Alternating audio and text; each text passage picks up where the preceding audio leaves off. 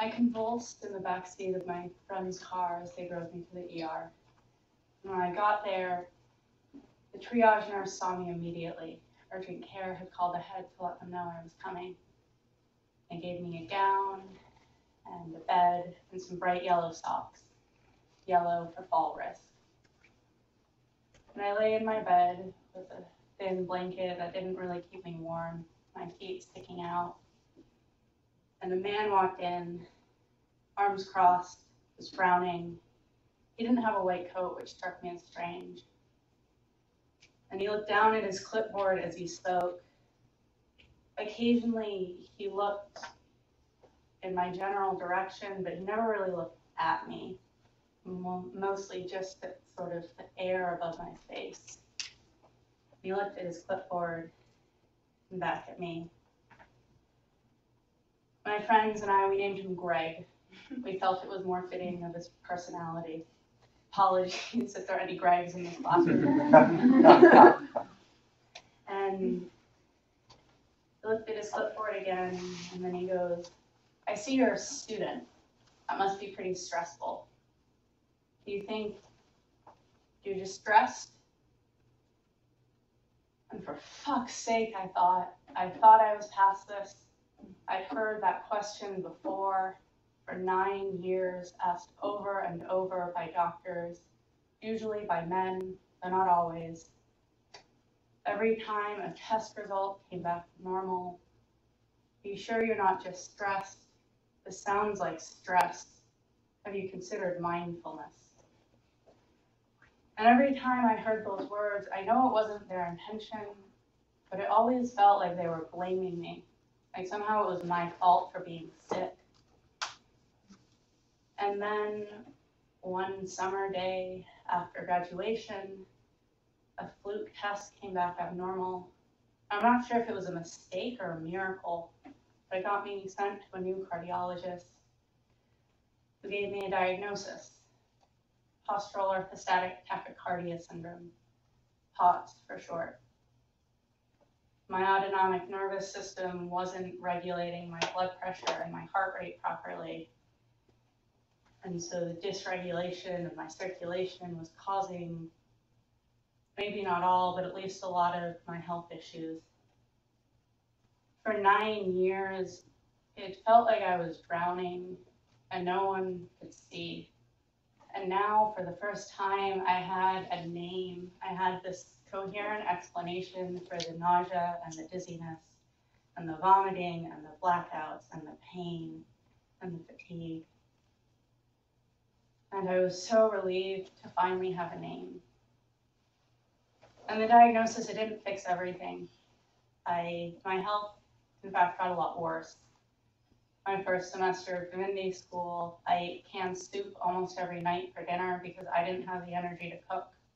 I didn't make friends because social things, that takes energy, and I wanted to do my homework.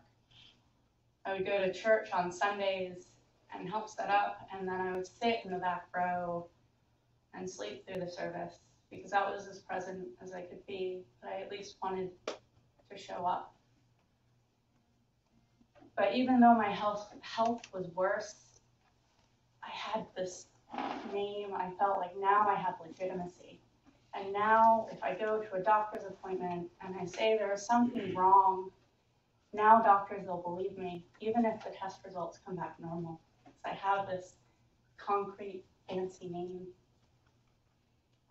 And I thought about all that as I lay in this ER bed where it felt like nothing I said really mattered, where it was only 6 months ago that I'd been diagnosed with POTS, and I kept trying to figure out what did I do wrong that I end up back in the same place where one of the first questions I get asked very dismissively is, do you think you're stressed?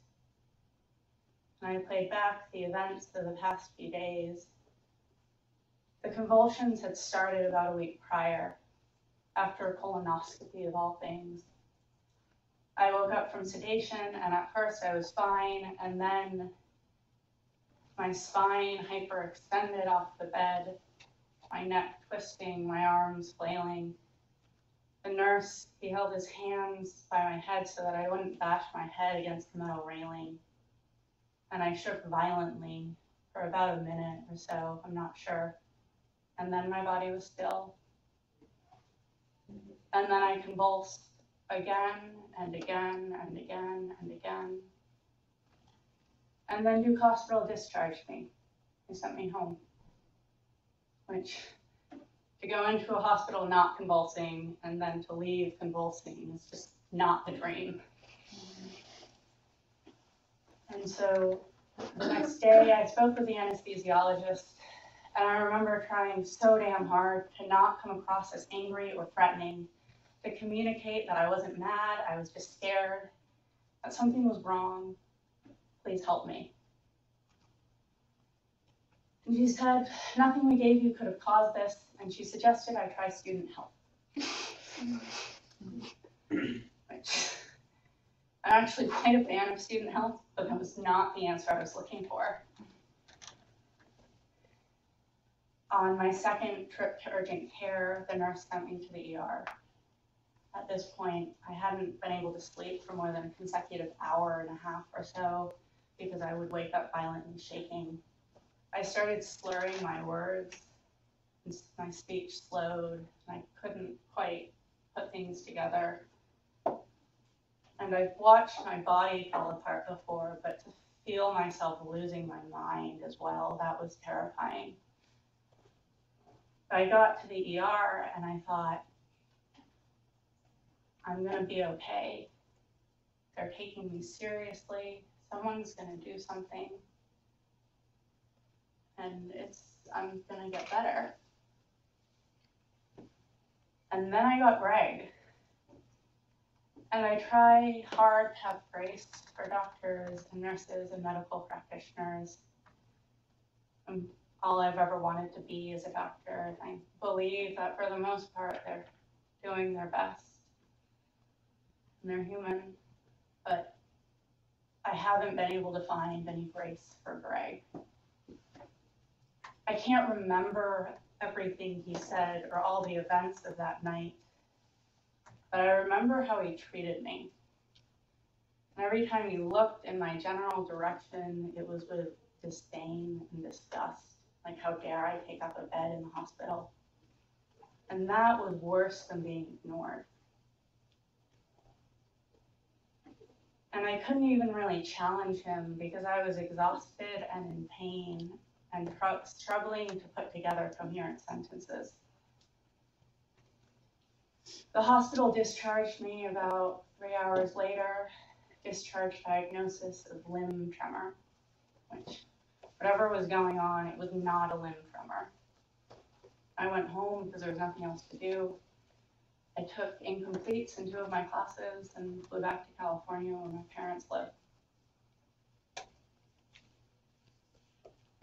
Months and months later, that spring, I had an appointment with a neurologist, finally. I wasn't expecting much. At this point, my health was actually pretty good.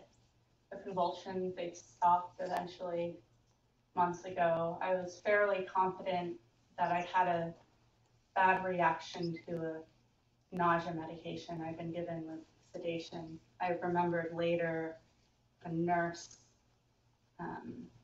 my nurse saying, this looks like dystonia when I came out of sedation. It was a movement disorder. And spraying in the POTS was finally under better management. I found medications that worked, and so I was feeling pretty good going into this appointment. But after waiting for months and months to see a neurologist, there was no way I was going to cancel it. And so I showed up, and I wasn't expecting much. And the nurse took my vitals and blood pressure, went through my medication list, and asked me sort of the same set of routine questions they always ask. Have you ever smoked? Do you drink? When was the last day of your menstrual cycle? Are you in pain? What's the pain on a scale of 1 to 10? Can you give it a number? And then I waited, and the doctor walked in. He asked me some fairly unremarkable questions. And then he paused, and he looked at me, and he said, "I'm sorry. I'm sorry." And none of what had happened in the ER, none of what had happened at Duke Hospital, none of what had happened over the past 9 years, none of that was his fault. He had nothing to apologize for. But still, I didn't realize how much I needed to hear those words. To just have someone acknowledge that things had gone wrong, that I'd suffered. To just say, "I'm sorry."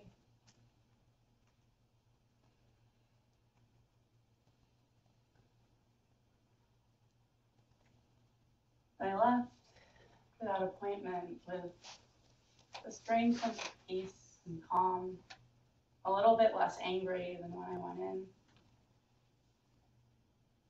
And it's like for 9 years, I thought I was looking for a diagnosis. I tried so hard to find a diagnosis. I thought that was what I needed. And then I got one, and it was like a blanket that's just a little bit too small. When you're cold and you're glad to at least have a blanket, but you wish it would cover your toes. I thought what I needed was a diagnosis, but really, I just wanted to be seen. To have a doctor sit alongside me, even just for a moment, irrespective of test results, their ability to fix me and make things better, to sit beside me, to acknowledge me, to listen,